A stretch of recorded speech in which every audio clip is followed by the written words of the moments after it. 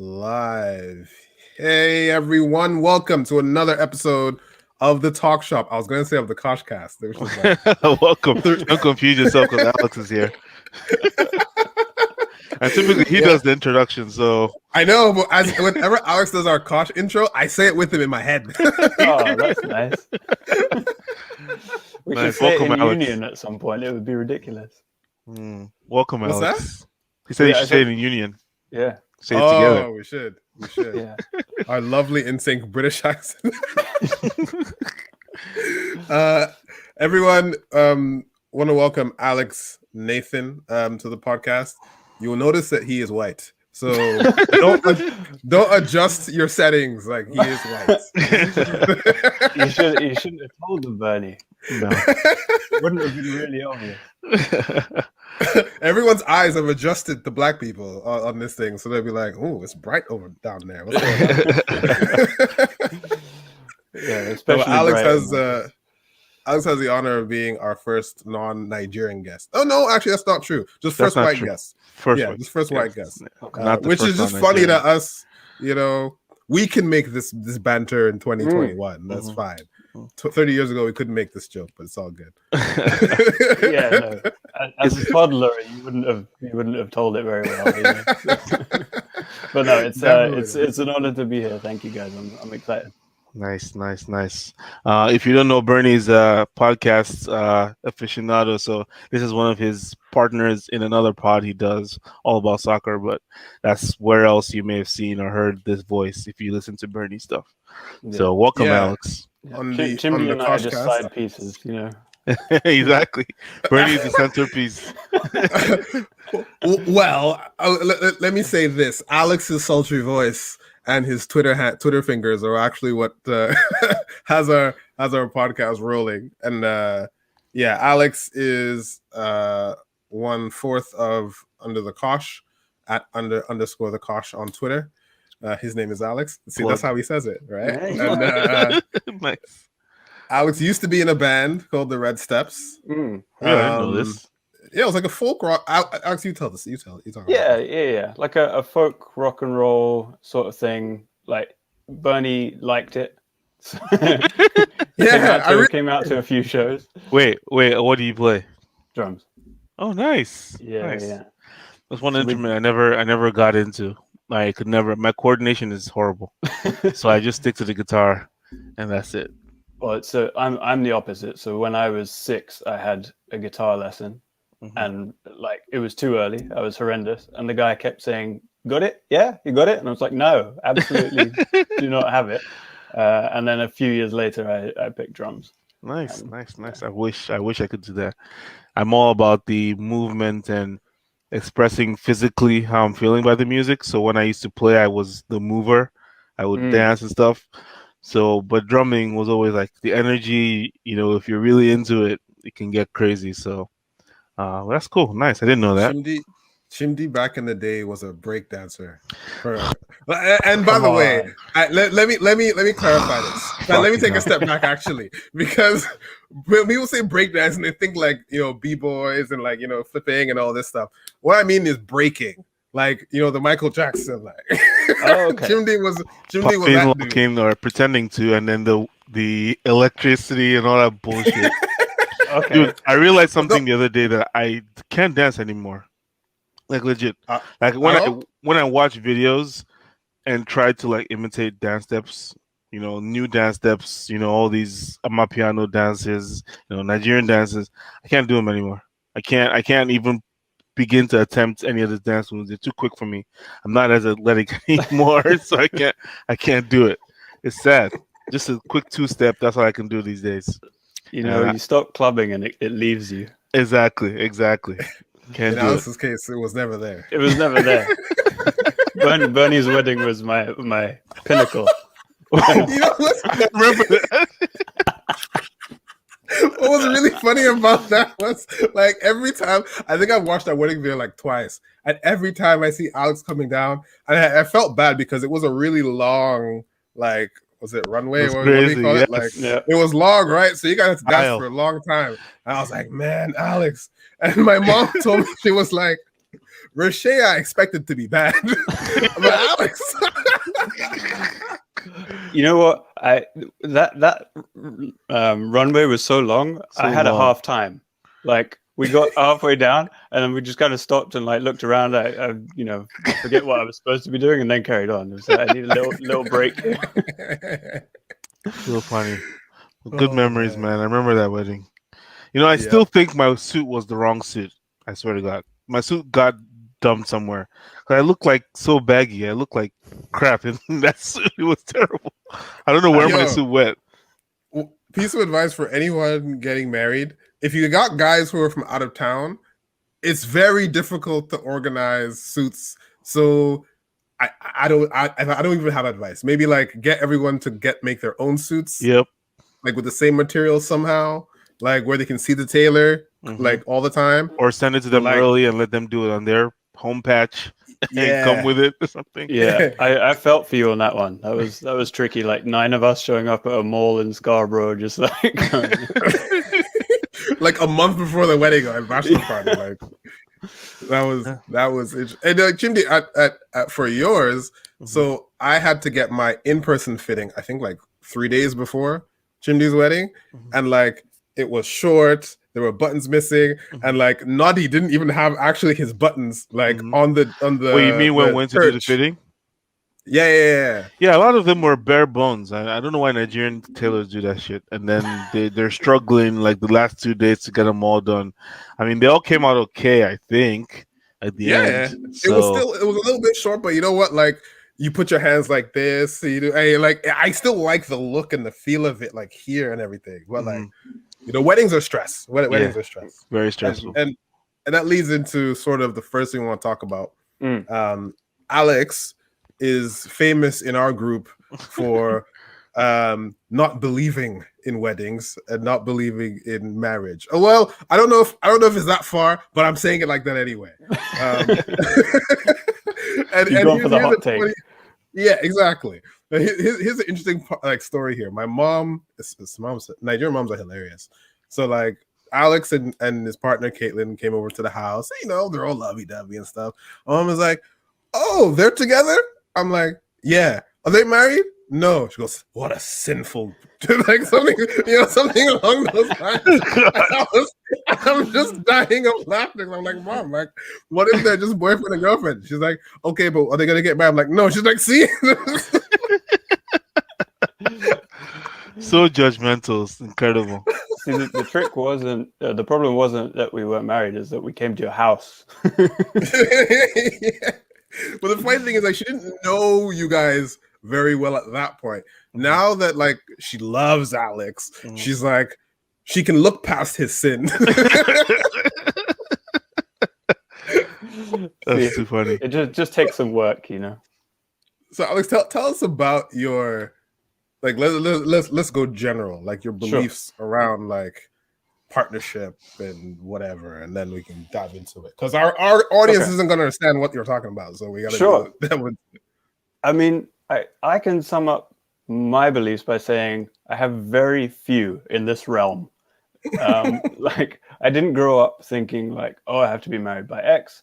I didn't grow up even really thinking about it very much. Like my parents are married, but you know, my mum kept her name. Not that you know matters too much, but like it was never like an ambition.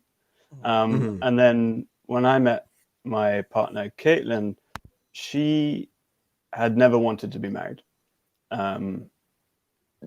Morally has some issues with it. You know, I think you guys have spoken about it before, but you know, it comes from ownership and what have you. And I'm just very indifferent. I don't care. It doesn't mean anything to me to have the piece of paper or the party or the whatever it is. In fact, I know personally I would be very deeply uncomfortable by being center of a party as big as that. So you know, it's just not something that I need, and it's something that she definitely doesn't want. And so I was more than happy to go along with that, which has also saved plenty of money and stress, as you have described.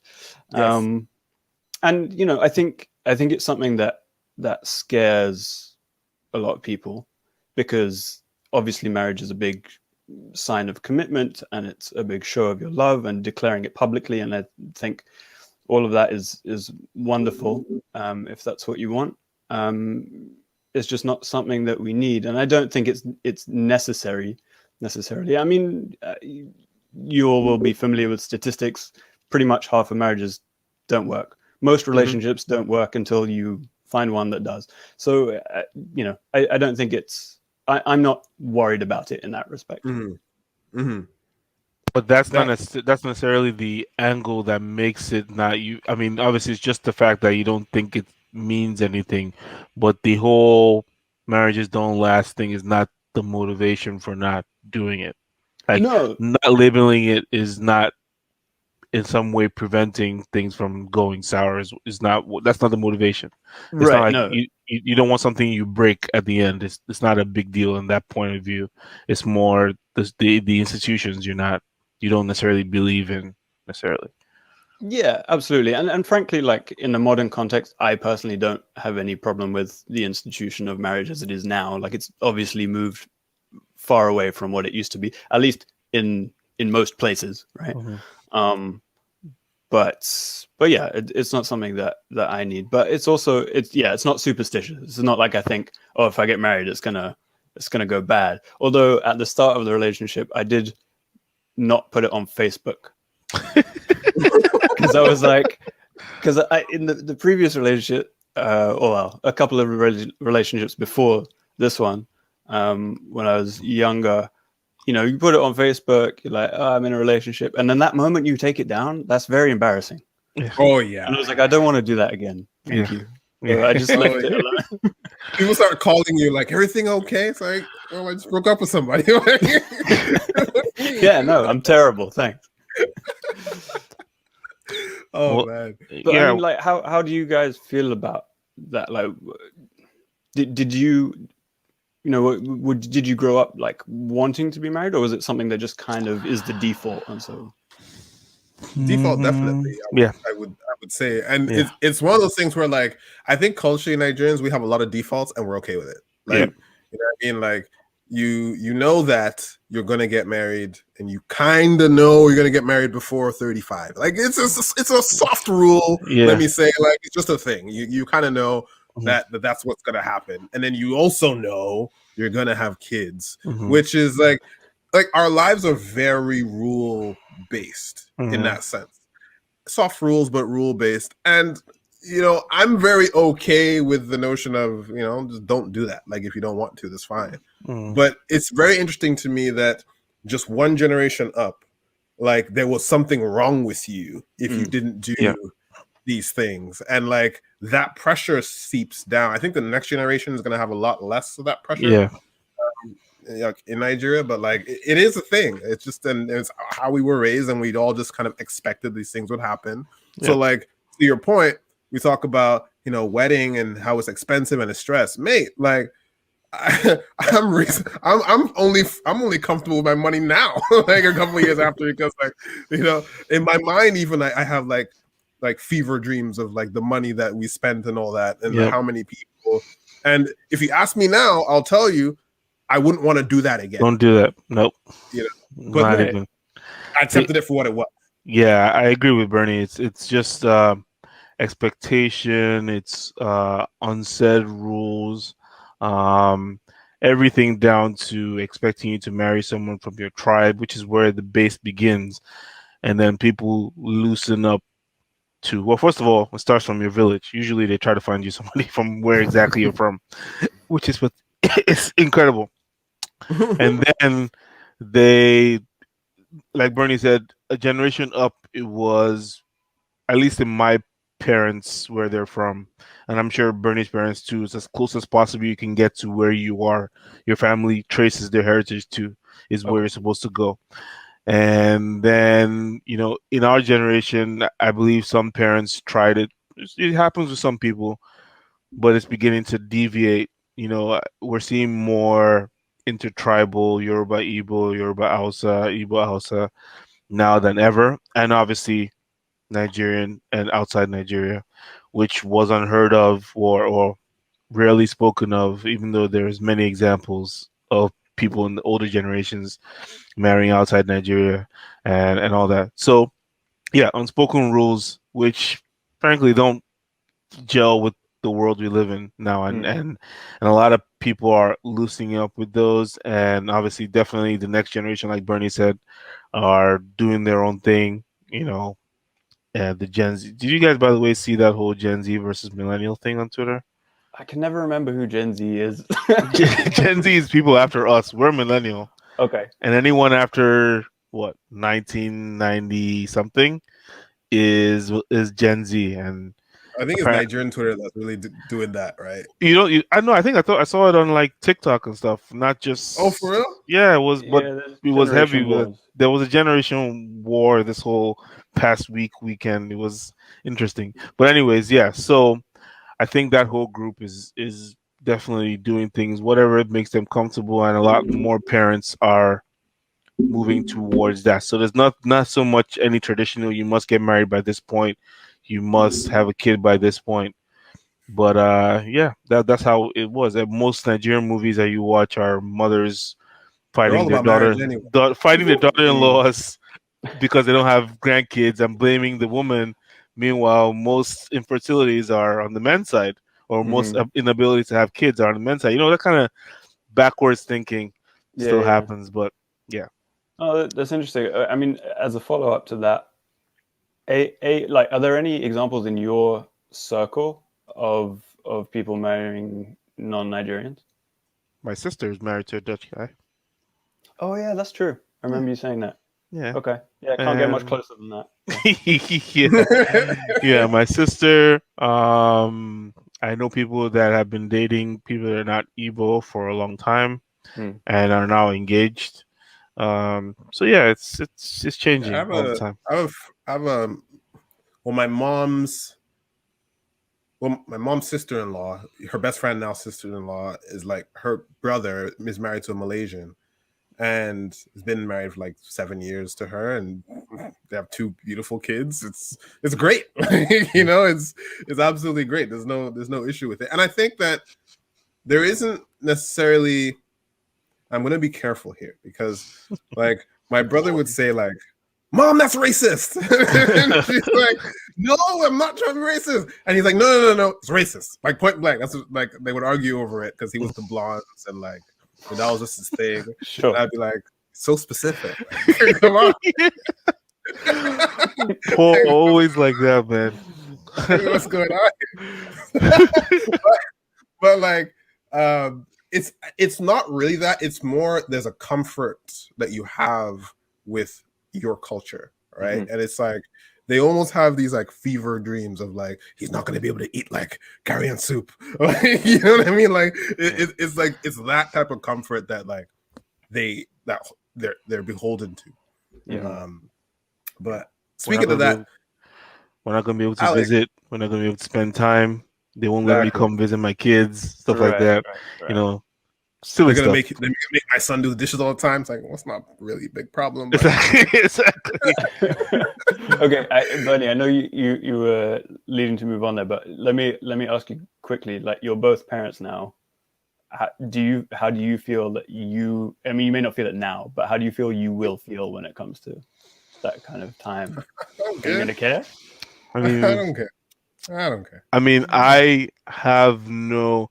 Again, we're in this environment, we're in this society, a multicultural society. For me to restrict who she has relationships with, that's very silly of me. I mean, you know what I mean? I think that's on the basic level doesn't make any sense. So there's no point. Record, I don't think you would restrict. But what I'm really wondering is like, would it bug me? You wouldn't, no. Yeah, like you wouldn't act on it, obviously, but no. I would judge the character of the person. That's it. Yeah. That's the key. There are certain things that you want the person to have, right? And like, for us, from a religious point of view, that's important. But that's probably really even loose. Yeah. You know what I mean? It's like, yeah. All right. You want to marry a Jew? Okay, cool, whatever. Like you know what I mean? Like I'm saying this now, and I could get in trouble. But like, I'm cool with. I don't know. I'm cool with it. Like I'm cool with it. It's fine. I'm clipping that and I'm saving it for Paul in case he ever needs it. On the base level, does the person treat you well?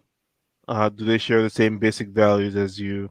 Mm-hmm. Do they want to have kids if you want to have kids? If you want to have kids, that's a value shared.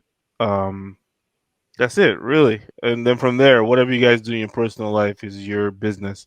Everything, as long as you share strong enough love and the same basic principles, you should be good. The thing I think that will happen is, I know like there's some people who are like, well, you love who you love, whatever. Like and that is basically the idea. Except I'm going to give you my opinion if I think that this person's trash. Yeah, you know what I mean, like if the person, not even trash is even like too far. If the person is like, I don't think you guys are going to click, I will tell you that I don't think you guys are going to click. Like, If I think the person's a Republican, I'm gonna let you know. It's like if this is okay. This is where Alex would draw the line. If Alex has a child, like Alex's line will simply be, "Red hat? Nah, fam. Nah, I cannot allow this person into my house." Nope. You allow anyone with a red hat in your house? No.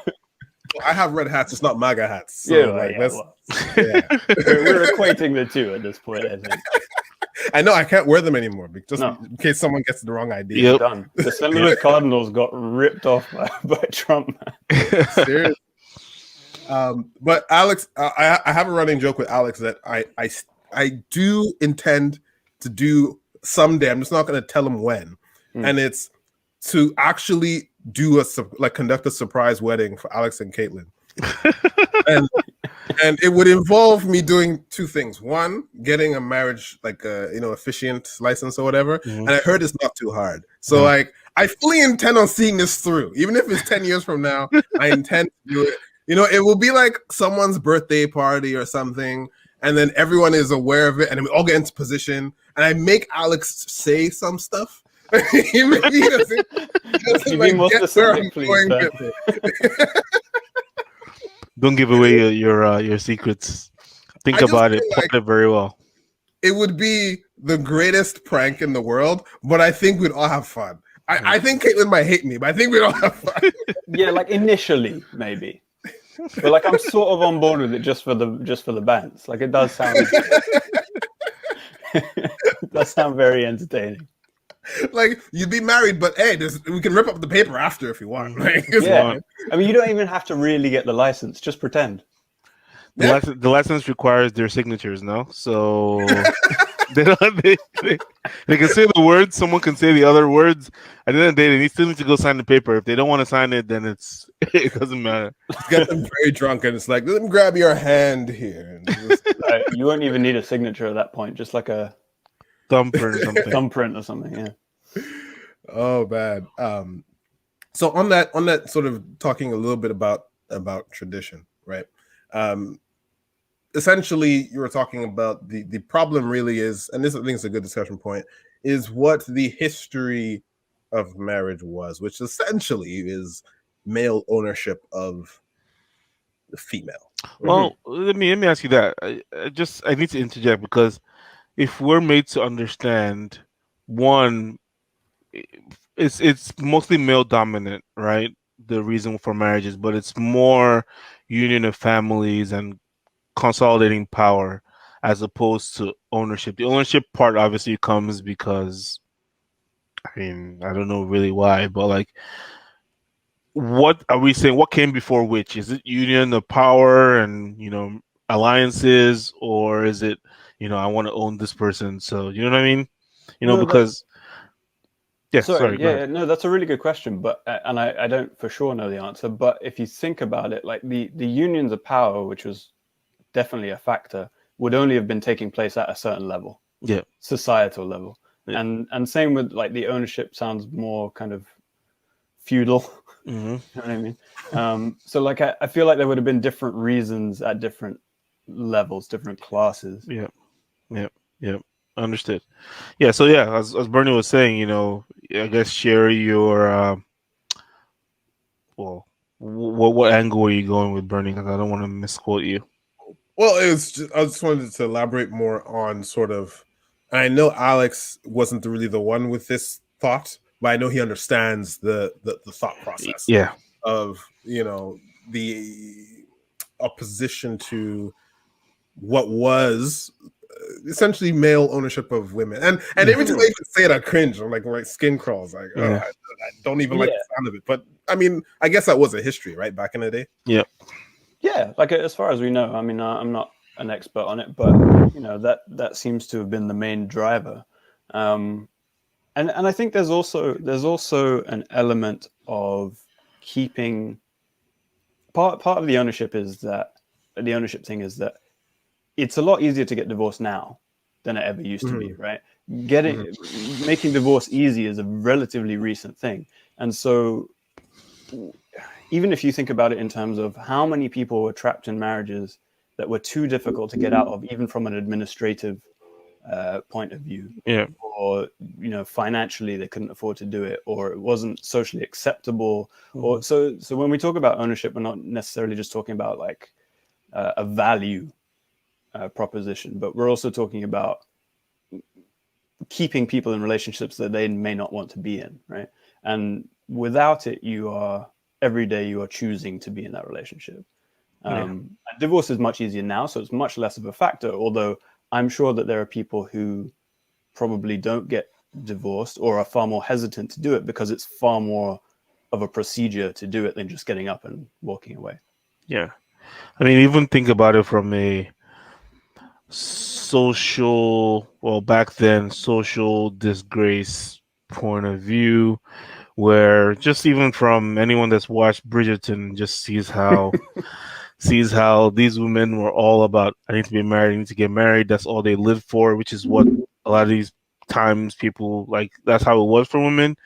All we live for is to get married, find the right match for our family, and make more babies. And if for any reason your husband leaves you, even if it's his fault, you are outcasted or undesirable going forward. But the guy is free to do whatever he wants to do afterwards. So just on that basic level, anyone that's watched Bridgerton understands what this concept is and why it's toxic and clearly can't stand anymore, and why it makes sense, So, but I have just a random question, and obviously, you guys are partners. Are you legally partners or tax-wise partners, or how does that work?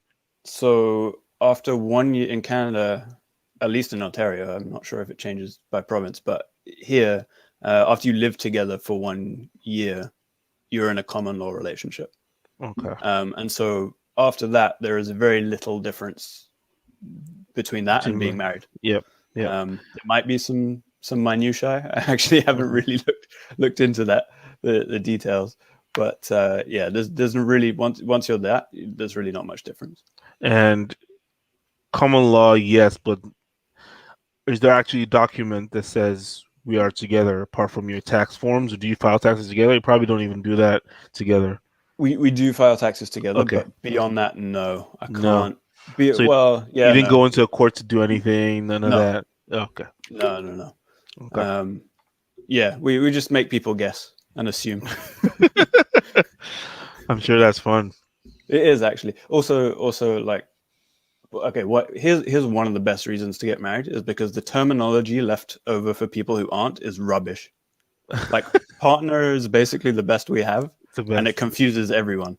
Yeah, especially because Alex could be a woman, right? True. So like Caitlin's gone into a store and said partner, and literally a shop attendant has said, "Oh, you're a lesbian," and she has to be like, "None of your like, why would you even mention it?"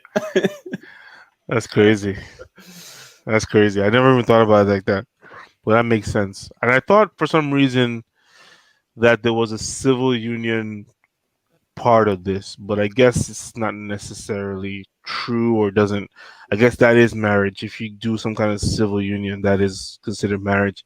Marriage is not just a church or mosque thing. Yeah, exactly. It would just be a secular marriage. Yeah, we have friends. We have friends who have done that. Okay. Yeah. Okay. So essentially, you guys are well, the whole name thing doesn't matter because your mom also kept her maiden last name, right? So that doesn't matter anywhere at all, even if you're married. No. But you guys are your own individuals. You file taxes together, but nothing else links you guys. No, not officially. I have to say, and this might upset some people. I don't know, but if I had to, I would not mind taking her last name. Partially Why? because I just don't care. Like it doesn't matter to me. But also Nathan as a surname, again, very confusing. I had a funny feeling that might be one of your reasons why. Like, I'm not gonna lie. Email at work, it's a pain in the ass. Like every fourth email is "Hi Nathan." I'm just like, oh. I can only imagine. But yeah, that's interesting. I mean, again, thanks for clarifying because I thought there was some civil union there, but I guess there doesn't have to be. No. How does well, I guess how the government doesn't really necessarily have to know you're together. You guys just have to say you're together. So like in hospitals and stuff, can you guys be on the same insurance? Yeah. Well, in terms of like health benefits and what have you? Yep. Yeah. So she's on mine and I'm on hers. So that's no problem. Okay. Yeah. No, nothing's really come up. Like if at some point something comes up and it turns out that it was a massive mistake not to be married, and I'm like not let into the room or something, I'll let you guys know. But so far there's been no downside to this whatsoever. Fair enough. I guess you guys don't actually do insurance like the US, right? You don't. Health insurance. Government, right? So it's like whatever. Yeah. Okay. Because I was thinking, like right now, Manamaka's insurance through her hospital. Okay. And where she works at. So it says the whole insurance holders, my wife, and then me and my daughter are under her. I'm sure there's people that have the same situation that you guys have, that have people that are not their family or like same last name as their dependents under their. But I think that you may need to do more to prove that. That's where I'm a little bit confused. I don't know how it works if you're not married, or you can't say spouse on the form. In fact, actually, how do you do that? Like you have a form like that, can you say this is my spouse, or there's no space for partner? Can you? I don't know how that works. There's often common law partner. Yeah. Well, yeah. I've never seen that. I don't know if maybe it's different in America. I don't know. Maybe you can put spouse here, but the terminology might be different. Yeah. You know who it has been a problem for, like documentation is since COVID, there have been a lot of people separated in different countries, like in long distance relationships, and the government's had to have them prove that they're in a relationship to allow them back into this country or that country. And it's like some of these relationships aren't that long, right? Like you're in a relationship for a year. Like, do you have evidence? I don't know. What are you showing them? Like selfies and stuff? Like that's true. Like when we had to go for Dmebi's wedding. I'm an EU citizen, so my family could come with me, and vice versa when we were coming back. I have a green card, but my family is American, so I could come back with them. What we had to prove, for me and my wife, it was the baby birth certificate was the link. We didn't have to prove more than that. That was just hold the baby up. Exactly. So that would be a difficult situation if you're long distance. But I know that they do provide people that are in relationships ability to travel back and forth or to see each other because they're in relationships. So I guess you'd have to prove it somehow. Like you said, I don't know how you would do it unless you have the same bills or whatever. Then maybe that could work. Or the lease, and it's both of you signed on the lease. Yeah. Whatever. Photo compilation, I think, is the best way. Fair enough. When we went for my green card interview, we took at that point Amaka had just gotten pregnant. So we took a picture of the ultrasound as extra proof that look, this is not a joke marriage, because I'm sure they deal with a lot of Nigerians or people that just pretend to be married, and pay $10,000, $25,000 to stay married and do green card applications. So that was funny, just to prove more in case they needed more proof. Yeah, that's good foresight. That's good. Did they need it? They took it. She congratulated us. She said congrats. Then I got like. She goes back into the break room. She's like, guys, check this out. I hope they didn't do that. That would have been crazy. But yeah, interesting. Very interesting. Alex, let's talk a little bit more about your background. So you clearly, as people can tell, you're very likely, without making assumptions, British. Yeah. I'm actually very disappointed that neither of your British accents has come out while we've been chatting. I can't. I've heard Bernie's. I can't pull it off at this point. I need to be thinking like in high pressure situation for me to like switch it on. Or listening to grime. Fair enough. Exactly. Yes, exactly. Fair enough. No, it's been a long time since it's like there are times when I'm talking to Alex and all of a sudden I'm like, what did I just do? Like, yeah. Well, sometimes Bernie will add "yeah" on the end of a sentence. Be like, I was doing this, yeah, and I'm just like, what? Okay, where's that come from? But it's great. I love it. Oh man, I do it with Mohammed too. Like all of a sudden, like the old Arab things come back. I'm like, I gotta stop this nonsense. But yeah, Alex is a Brit who lives in Canada and thinks England is trash. Pretty much. Yeah. I've been solidly proven right on that, by the way. So yeah, in many ways, almost every way, Jimmy. Only the Premier League is holding that country together. Exactly, I'm not even joking. I'm not even joking. The state of it with VAR. But yeah, no, I was actually born. So my dad's English, my mum's Canadian. I was born in Canada, and then we moved to the UK when I was 18 months old. Okay. And then I left the UK to come back to Toronto when I was 18 to go to university. Part of the reason for that was just like I wanted to do something new. I didn't really like English people that much. I mean, that's obviously an extremely sweeping generalization. I mean, how many did I actually know? Yep. Like 30. but I wasn't that impressed. And so I decided, like, I had both passports, so it was relatively easy for me to just come back to Canada. In fact, very easy. Just got on the plane. That's it. Which I feel very, very fortunate about. But I've been back to the UK probably 3 or 4 times since, and every time I've gone, it feels less like home. Obviously, in Toronto, definitely feels like home. But yeah, since I left, which was 2006. So I left just, I think, after did David Cameron. He'd either just come in and replace Gordon Brown, or was about to, or something. And since then, like, it just steady decline every year. Every year. Oh man. It's I don't like about Brexit. I mean, are there other examples of a country that so obviously shooting themselves in the foot for no reason? Like, I'm trying to think of one. No. But it's tough. Not really. It's tough. Like, you just decide. And David Cameron, the best thing about this is that David Cameron decided to put this referendum on the table because, like, a very small minority of lunatics in his party was calling for it. And he was just like, shut up. And that's it. That's all it took. Yeah. Like, I don't think he actually believed that it'll go through. Would happen. He was just like, all right, fine. Yep. Like, let's shoot your shot. And then it became like this whole thing. Yeah. Crazy.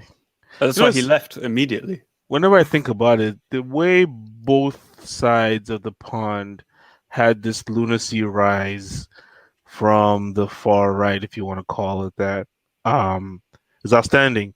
Like, around the same time, I mean, it wasn't exactly, but Trump had been making noise around that same Obama time already, right?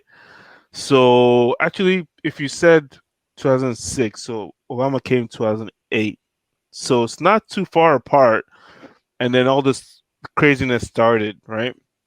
It's incredible how we've come to this point, and now people like Sam Allardyce is regretting that, he voted for Brexit, but he can't buy players. Man, That's just one of many examples. Like every week, you'll find some like video story on the BBC of like, oh, Reg from Huddersfield used to sell his pies to like Holland, and now he can't, and he's stupid for voting for Brexit. It's just like, well, you should have read the paper, Reg. Did you see the guy who like harvests? Is it electric oysters eels or like eels? Eels, like one of those things. And he's like, "Oh my god, I can't sell my stuff anymore. This is so. I voted for this. I made such a mistake." I'm like, bro. Firstly, what eels? Like that was what my first thought was. This is a thing. Yeah. At what point do you wake up and decide like this is it for me? This is selling eels. Yeah. This is a business you gotta plan. get it, man. You gotta see. Whenever I think about it, right? Everyone's trying to find a new business plan to make money. This is aside, right? But someone makes freaking these spindles on this comb. Someone makes this.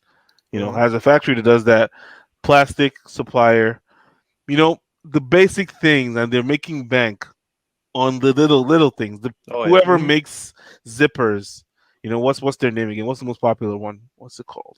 Yo, with the fact that you even know there's a popular one is like there is. crazy. There's a particular brand that's like everyone knows for zips, and it's like they make the best zips. I forgot what it's called. I've literally never thought that there would be more than one zip. Yeah. I forgot what it's called. You'll be surprised how you would know the name if I said it. I'll figure it out later.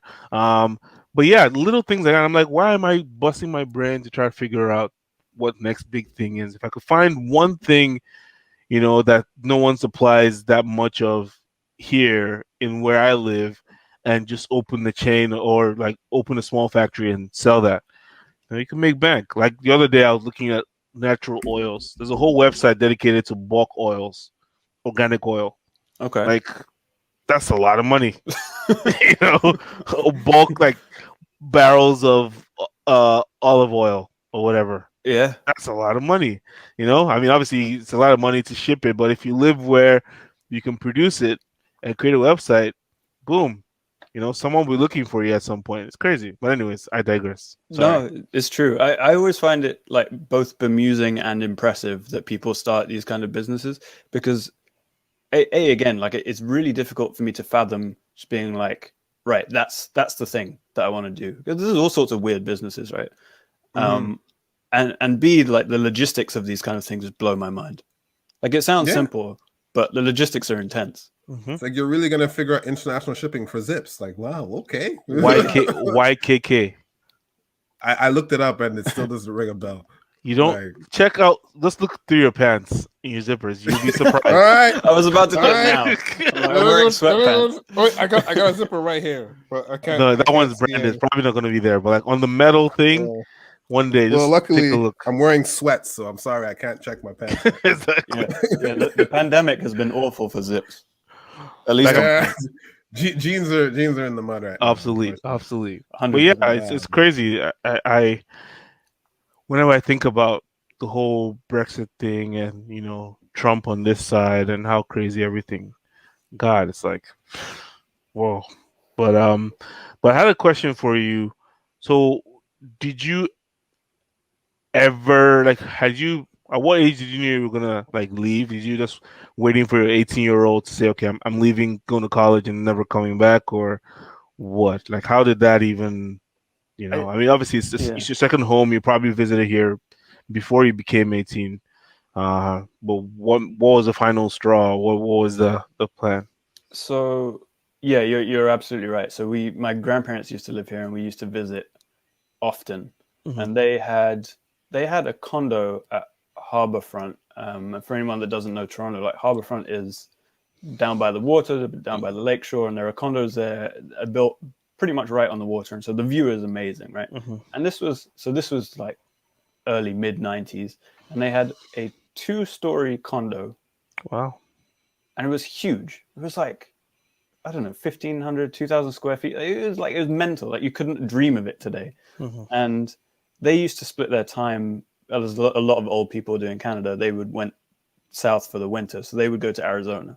So I spent most of my life going back and forth to Toronto and to Tucson, Arizona. And when they decided that they couldn't be bothered to do the drive back and forth anymore, which is a long drive. Shit. Yeah. They sold the condo in Toronto, and I was like 11 or 12 at the time, and even then I was like, please don't do this. don't do this. And now it's worth, like, at the time they sold it for like 300 something, it was a joke, and now it's $1 million, $1.5 million condo on the water. Like, you can't find this kind of thing ever again. You said like 2 floors, like, bro, that doesn't exist anymore. No, do you still see? Does the building still exist? Do you know where it is? Is it still there? Yeah. Every few years, when I feel like I need to hurt myself, I go back and look at the listing and just. Damn. I will say the maintenance fees are like $1,000 a month, so it's tough. But sorry, to answer your question, so we used to come back on holiday, and I really liked Toronto. It's far more relaxed vibe than London, as you'll know. Like, London's amazing. It's an amazing city, and there's everything you could possibly ever want to do, but it's intense. And like, getting from one side of it to another can take you half a day. When we went on our Euro trip together in 2016, and we landed in London, and we had to go to your friend's whose name I forget, but your friend's place. My God, it felt like I honestly felt I was crossing countries. Really? It's like you're in the tube, you get out the tube, you get on the bus, and you get another bus, and you walk. I was like, what is going on here? Then I realized that going from Pearson Airport to Scarborough is the same thing. So, like, for some reason, right? I mean, I'm a British citizen, right? My father was born there, so all his kids are British citizens. I don't know how he works it, but that's how it works. Take it and go, man. Yeah. So I went there a lot undergrad. Spring break. That was where I went. I had a lot of friends there. I would just go there. If I wasn't in Ottawa or in Toronto, I was in London, right, Bernie? Like, I was either in Toronto with Bernie, Ottawa with the moderate kids, or in London, right? So I love London. I can't explain it. I love going there. Maybe just because I go to visit. I do agree with you. Traveling there can be annoying in terms of the tube, but then again, if you contrast between New York subway and London, I'm like, first of all, it's easier. London is just intuitive. I mean, I've never seen a subway system that's so intuitive. New York is crazy. I mean, I'm used to it now, but it's mental, right? But also the combination of subway, bus, above ground, and then another bus sometimes can be like incredibly crazy, but I love London. I don't know, something about it, just I like it. I know it rains a lot, but I like the air, even though the air is nasty, I'm sure. It's the chemicals that make you love it. It's like a cigarette. Something about London just gets to me. Like, when you would go, where would you stay? Like, central London? See, that's the thing. No, yeah, I used to stay in the Chelseas and the Imperial Wharfs and the so yeah. Look at this guy. Hey, that's where my friends were. So I was like, oh, okay, cool. I thought you were in like. No, I never went anywhere that I suffered. No, unfortunately. So I love it. Man's in Chelsea, and he's like, I don't know what it is about this place. It's just cool. That's wicked. So Alex, so there was a London phase. Toronto, you love it. But let's go back. So you less obvious in Alex's accent. You may actually, I wouldn't have known, but Alex is Jewish. Let me put it that way, right? I think we crossed that bridge earlier. And Lithuanian Jewish, interestingly, though that has no bearing on anything, but except for I just like saying it. If you go back far enough, yeah. So I think there's a very big curiosity with Jews in Nigeria. Especially with our tribe, the Igbos. We believe, I don't know about me. Some people believe. A large amount of us believe that we are descendants of Moses. Of, like Moses, right? All the way. Yeah. So we believe that, some Jews trek all the way down. Original Jewish. Yeah. Yeah. Right. So we're OGs. I had no idea that was the case. Yeah. Listen, I think fake news. I think, but anyway. I mean, how are you going to disprove it? It's one of those things. Like, but what is that based on? What is that belief founded upon? Well, from the limited things I've heard, it's just that the descendants, like people, the same immigration that saw people go to Egypt and stuff like that, brought some people to eastern part of Nigeria, or at least part of Nigeria. Sure. And so it's from back then, not even, it's from Exodus was from Egypt. So from before then, when they had to move to Africa from, well, what they used to call back then Mesopotamia. Mm-hmm. So from back then, moving to Africa, people came down further than just Egypt, and some people believe that they're part of that line that came all the way down. So, yeah. So here's possible. It is possible. Here's my theory. Our part of the country is very, very deeply Christian, and very, very deeply, I want to say, old school Christian. Let me say, and there's that affinity to Israel, right? With the evangelical Christians in America, it's the same thing. We share a lot of tendencies with that. There are a lot of Trump supporters where we're from. Strangely, it's weird, but so that affinity to Israel is a result of that. Let me say, Christianity is very, very strong, and that's where I think it comes from. I don't know if this migration is true or not. Maybe it is, but I think at minimum there's a strong willingness to believe that because of that connection. And I wanted to sort of help people understand what Judaism really is. I know, Alex, you're not a rabbi by any means, but no, I don't have the hat, Bernie. Well, the beer for it. But we know that Christianity, Islam, and Judaism fundamentally, at least the core tenets of them are actually the same. Pretty much, right? But Alex, let's just talk about Judaism and what it represents, and then we can dive into some other parts of this. Sure. I mean, I want to pick up on that Christianity, Judaism, and Islam thing, because I was thinking about this earlier. And you know how like Jerusalem is the capital for all three religions, and it struck me because I find, like, I can't help it, I find a lot of this stuff quite funny, in that there's so many similarities, and yet most of the time historically has been spent arguing and fighting and what have you, right? But it's almost as if, like, everyone comes together in that city. It's almost as if, when you, like, I've never personally done this, but you set someone up. Like, you tell someone to be at the cafe, you tell the other person to be at the cafe. You don't tell either of them who they're meeting, right? They think they're meeting you. Like, God sent all of them there thinking, like, oh, they'll see that they're all really similar and get on. And it backfired massively. They're like, who are you? What are you doing here? Get out. But yeah, I mean, what do you want to know? I mean, obviously Judaism is a extremely old religion. It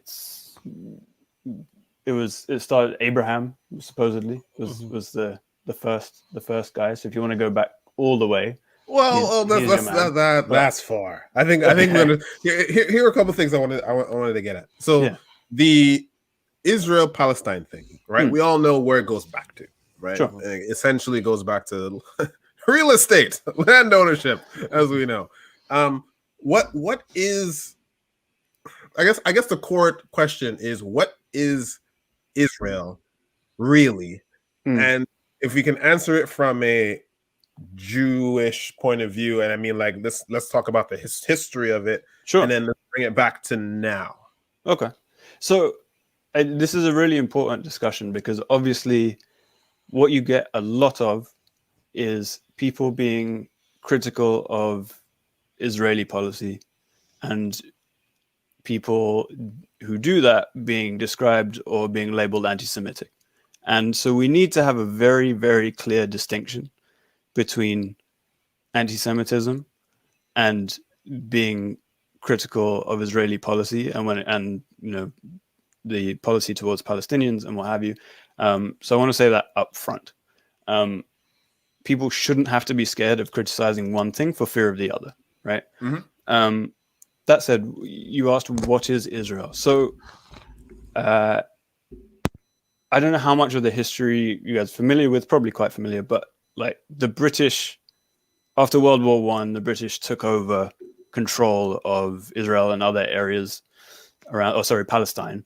And it was called the Palestinian Mandate, which had previously been in the Ottoman Empire. And so, as the British do, they draw lines and make plans and what have you. And I think it was like the early 1920s, the League of Nations basically said that do your thing. Like the British government at the time thought that they've been lobbied by European Jews who suffered a lot of persecution.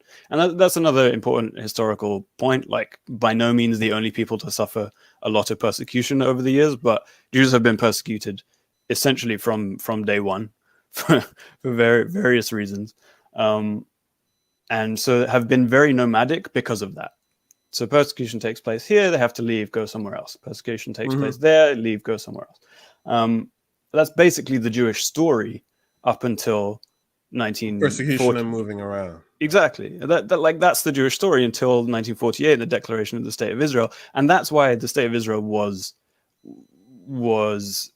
something that people work towards. So when the word Zionist gets thrown around a lot. Zionist, to begin with, was a movement, I believe, started by European Jews, basically saying, look, we are being persecuted everywhere. There is nowhere that is safe for Jewish people to be. And so we will never be safe until we have our own nation.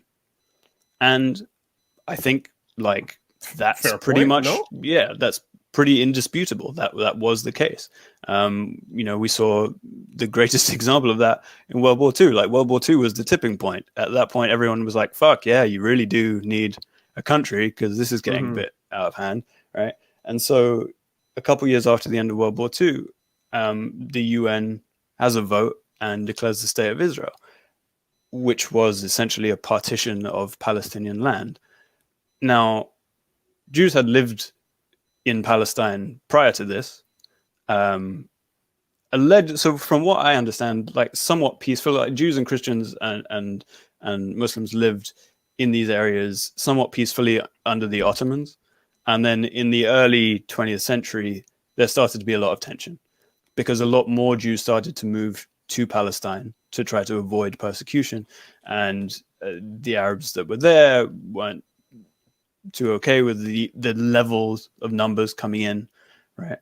And so these skirmishes got more violent and more tetchy, and there were groups on both sides who attacked the British because they felt the British weren't helping. I mean, they probably weren't, right? Rarely are. With their track record, they weren't helping anybody. No, absolutely not.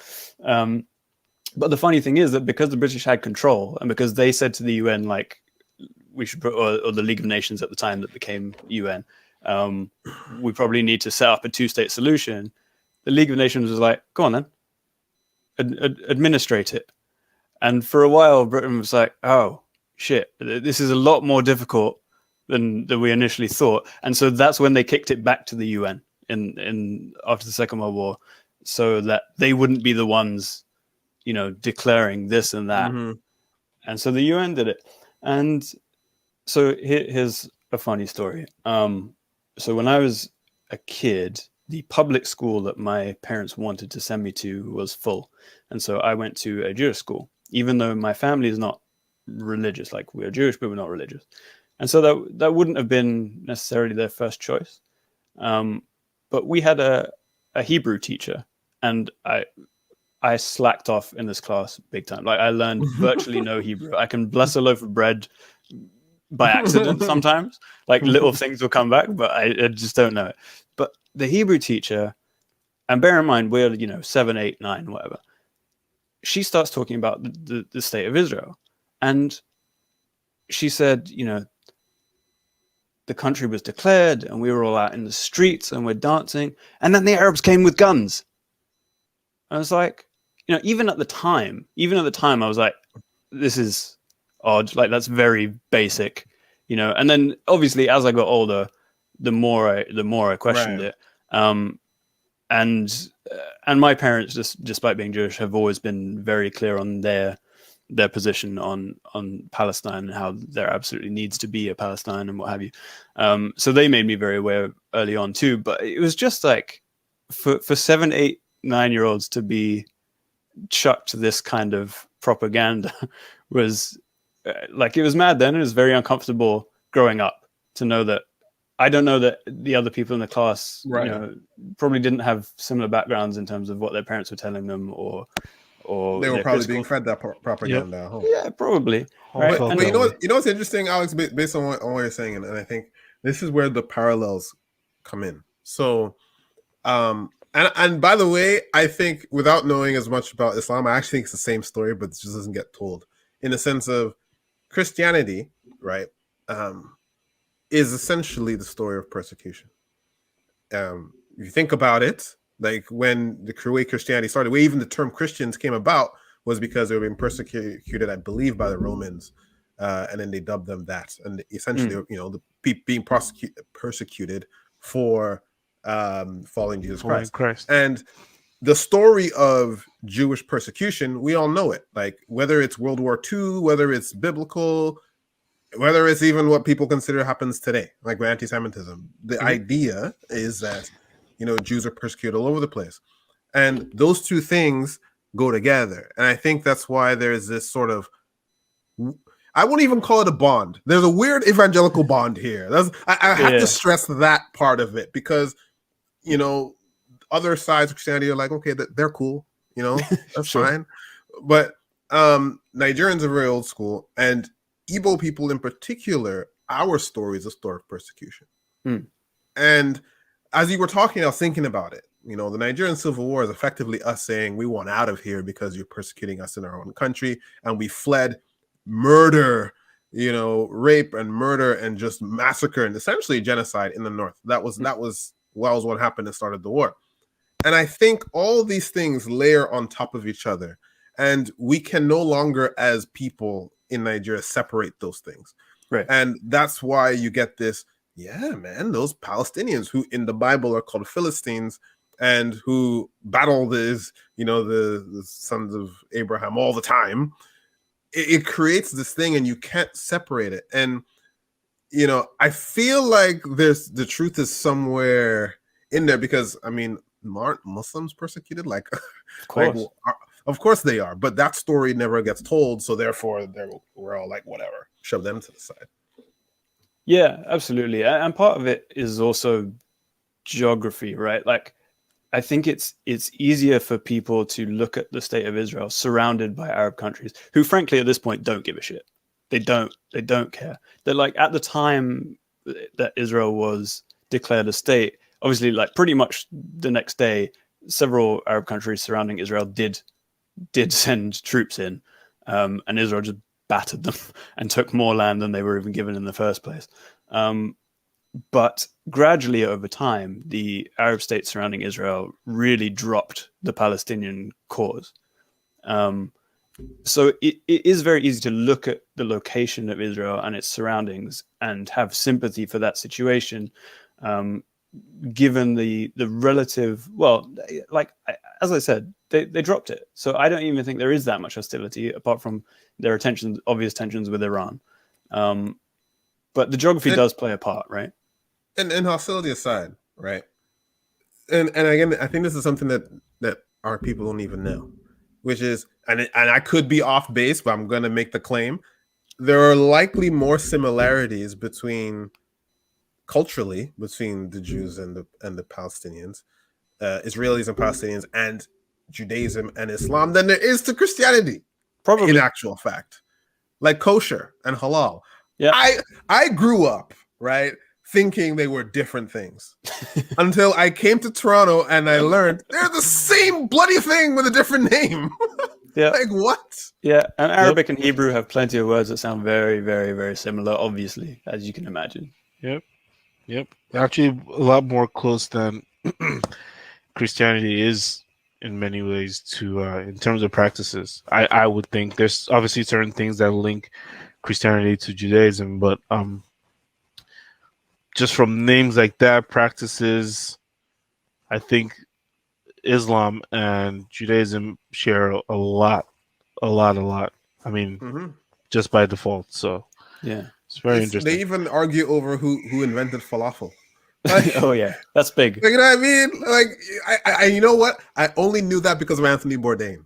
That episode where he went to Israel and then he crossed into Palestine, I think it was, and they're talking about falafel. And I'm like, that's you? Oh my god! So guys, sorry, I'm very ignorant with these things. I'll be honest with you. It's all good. I'm looking at the map. Where does I don't see anything labeling Palestine? Yeah. So yeah, is it just a group of that's what is it essentially? That's the problem. So essentially, over time, Israel has taken more and more land, and you'll have heard, I'm sure, of the problem of settlers, which is Israeli settlers who are generally extremely religious and believe that they have biblical right to the land, coming and building houses and settling on what is Palestinian land. And so what is considered Palestinian land has been decreasing and decreasing and decreasing. And so it's now, if you're looking at the map of Israel, if you look down and to the left, I feel like an optometrist. If you look down and to the left, you should see the Gaza Strip. Yeah. Just a tiny piece of land. And then up and to the right, you'll see the West Bank, which I believe because of partitions has even been split up and kind of broken down into even smaller pieces of land now. So those two are Palestine? That's it. Yeah, and they're not connected. They're not connected. The rest of that was Palestine before, now it's been eaten up. Is that what you're saying?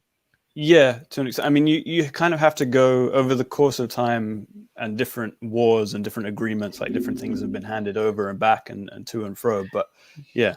Yeah, that's crazy. I don't know what that. And now I get it. Now I understand. I never really understood that whole battle. Yeah.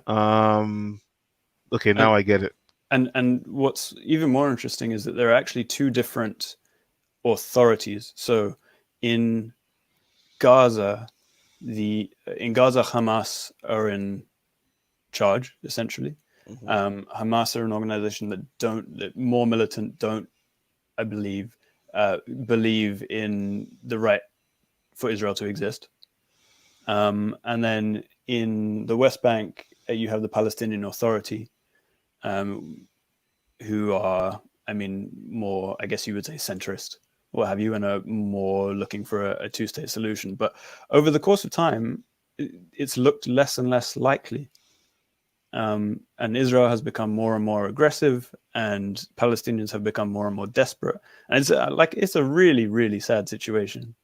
It really is crazy. It's great. Well, a lot of the historical sites are still in Palestine, which is interesting. Well, Jerusalem is shared. It looks like. Yes. Jericho is in Palestine. Bethlehem is in Palestine. That's interesting. I never.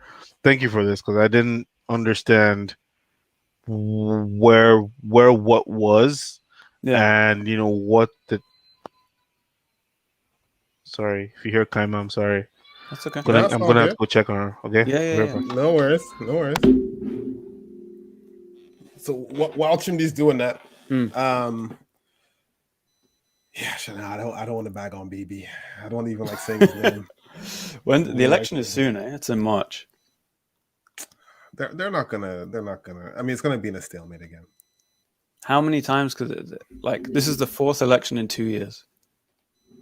Like, how many times can you actually stalemate? They need penalties, man. They need. It's the end of extra time. They need a shootout. It's actually crazy. There is no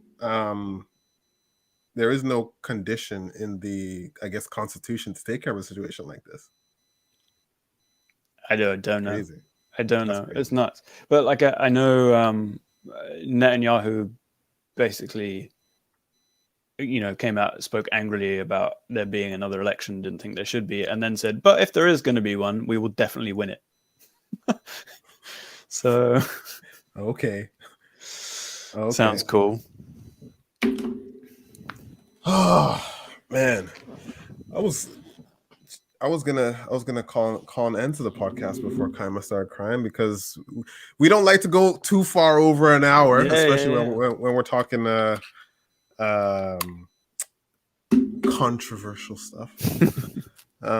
But we can do a couple minutes of footy, if you like.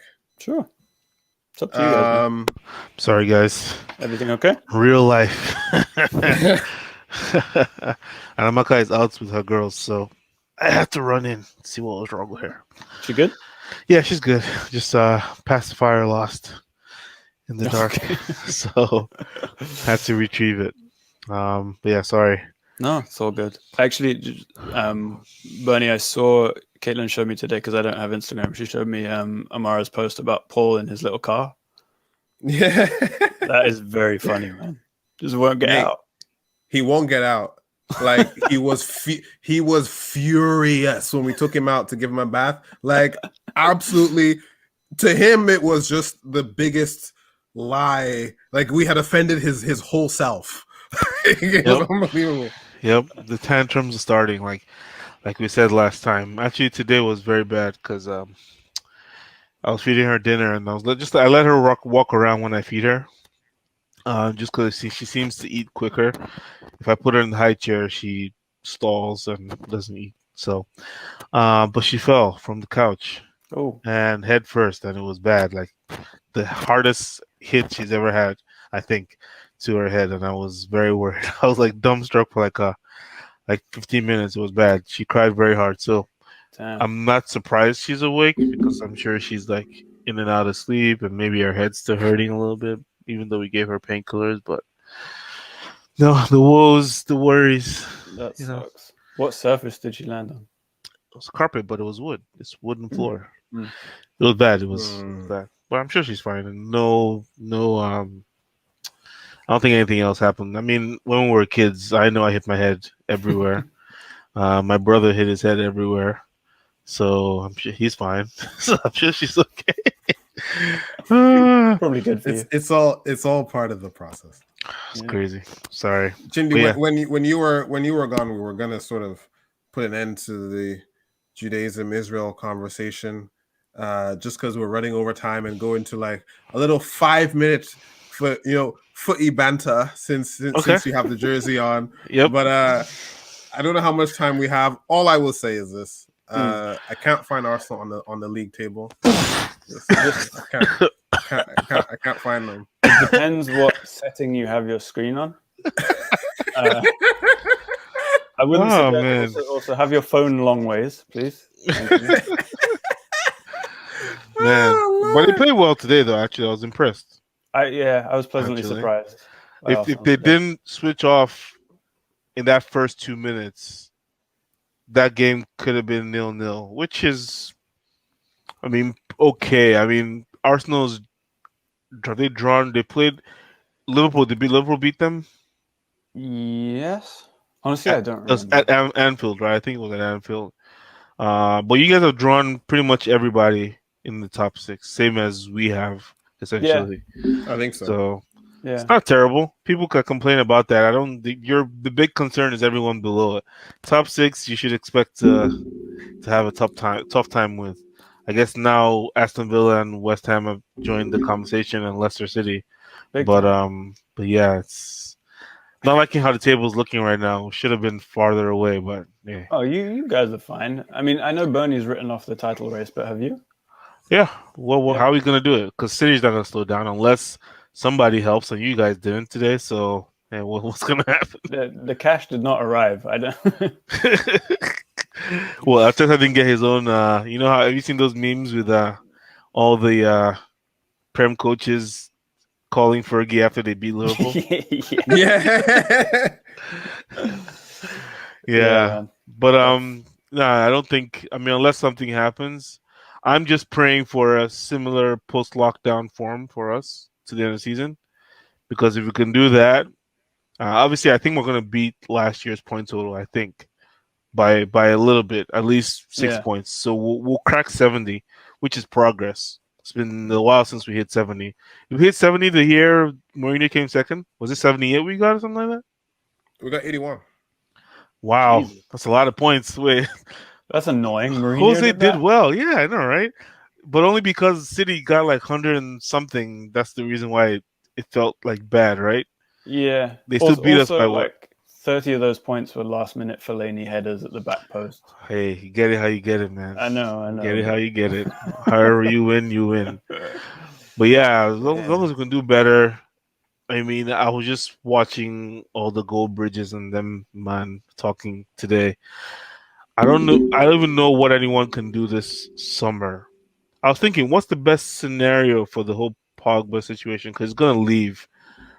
He has to leave. I don't think, like I was saying in the group chat, Bernie. I don't think anyone can shell out anything more than 50 on one player in this summer. And when I say that, I mean in one payment. You know what I mean? Obviously, you can do set up the deal in such a way, but like no one's doing an initial payment of more than 50. I don't think. So I don't even. And the thing is, that most of the big clubs are in debt. The ones suffering the most, low key, in terms of the percentage of losses they've had. You know, obviously everyone's losing, but Real Madrid is not making money. Barcelona is definitely not making money. If anything, they're both in the close to the billions in debt. So, like, no one's gonna do any big moves. It's gonna be a lot of uh uh what was I gonna say, like NBA trading, like Player for player, player for player, like loans with player the in option. cash, loan with the option. Yeah. I don't see how it's gonna happen. Might come in for Pogba if they can move some players. The best case, that's what I was gonna come to the next best case scenario, and I don't want anyone else but Ronaldo from Juventus. If they can do that, I'll be very happy with Ronaldo at United. In place of Pogba. For a little swan song. Not because of his salary and stuff like that is his salary and stuff like that is crazy. But other than that, what he will bring to the team, if Bruno's doing this, and Zlatan could do what he could do with from a leadership point of view, like it's immense. I think even just him being there will be an X factor for the team. I think, and it'll be easier to take the armband of Maguire and give it to Cristiano, and then when Cristiano leaves, Bruno gets the armband he's supposed to have anyways. You know what I mean? Like, I think that's the best case scenario. Though. I wouldn't take anybody else from Juve unless. I mean, what do you think, Bernie? Who can we take from Juve that makes sense? Give me money, man. I don't want anyone from that crappy team. They don't have money. Nobody has money. Nobody has money. Player. Then let him sign a new deal. Like I don't. He want won't anyone though. from He that has team. 1 year. If we don't, then let him go for free. Let him go. Really?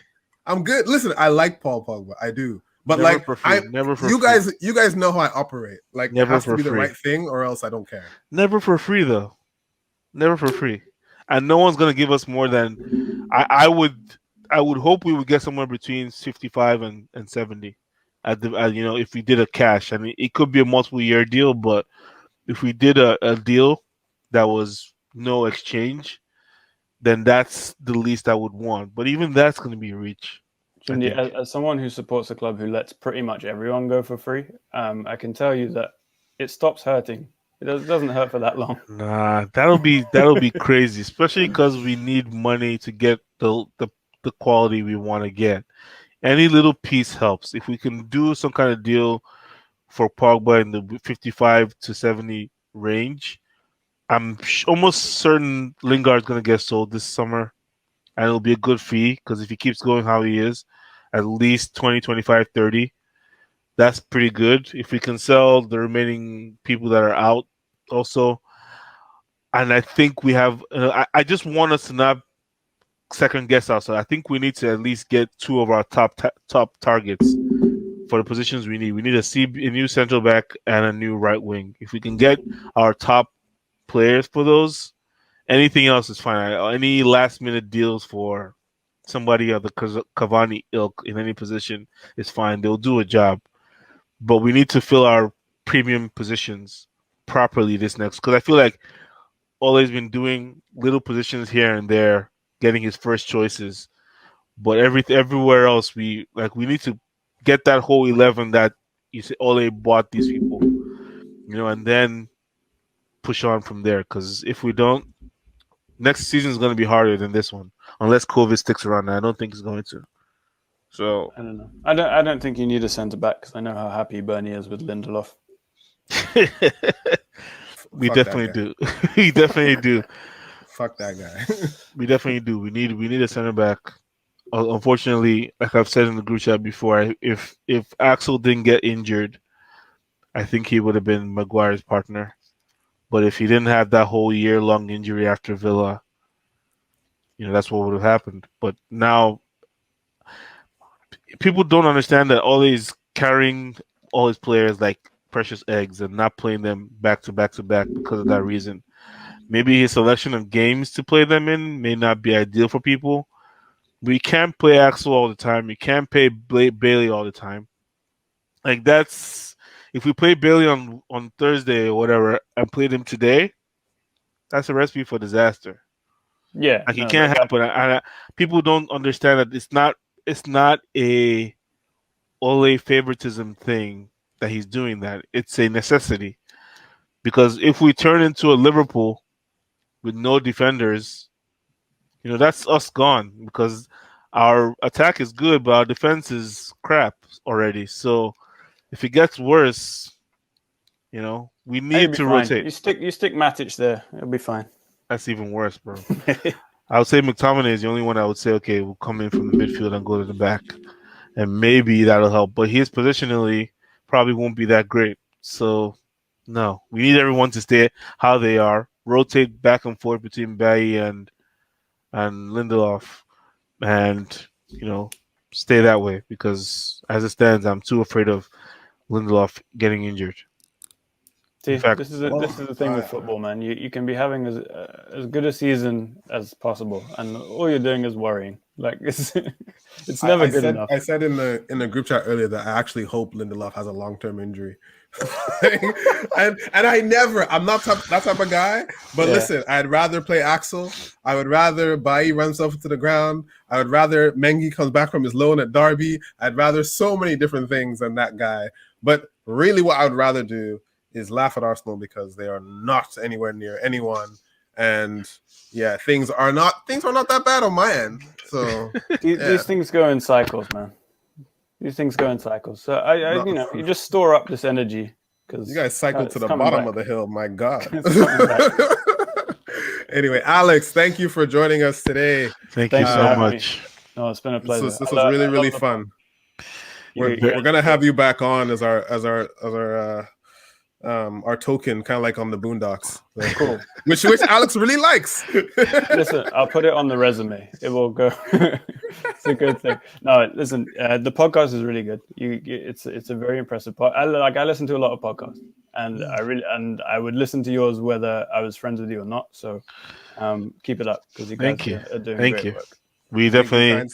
I definitely learned a lot today. Again, like I said, I didn't realize the whole Israel-Palestine thing, but now I'm very educated on that. But we thank you a lot for coming. We really appreciate it. Thank you, guys.